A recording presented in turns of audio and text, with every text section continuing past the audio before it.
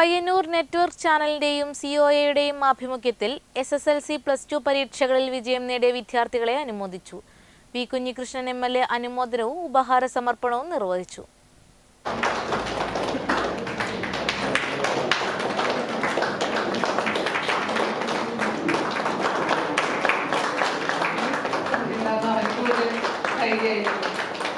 Payyanur COA ഭവനിൽ വെച്ച് നടന്ന ചടങ്ങിൽ പയ്യന്നൂർ MLA വി കുഞ്ഞികൃഷ്ണൻ ഉദ്ഘാടനവും ഉപഹാര സമർപ്പണവും നിർവഹിച്ചു.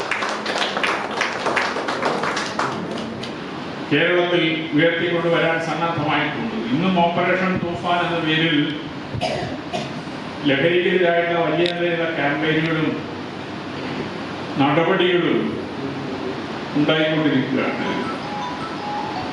അത് നമുക്ക് മുന്നോട്ട് പോകാൻ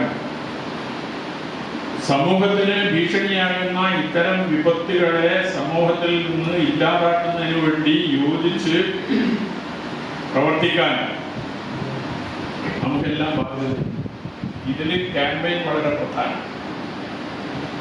അതുകൊണ്ട് മാധ്യമപ്രവർത്തകർ എന്ന രീതിയിൽ ആ ക്യാമ്പയിനിൽ പങ്കാളികളാകാൻ, ഈ മാരകമായ വിപത്തിനെ സമൂഹത്തിൽ ഒഴിവാക്കാൻ നമുക്ക് ലഭിക്കുന്ന എല്ലാ അവസരങ്ങളും പ്രയോജനപ്പെടുത്തുക എന്നതും വളരെ പ്രധാനപ്പെട്ടതാണ്.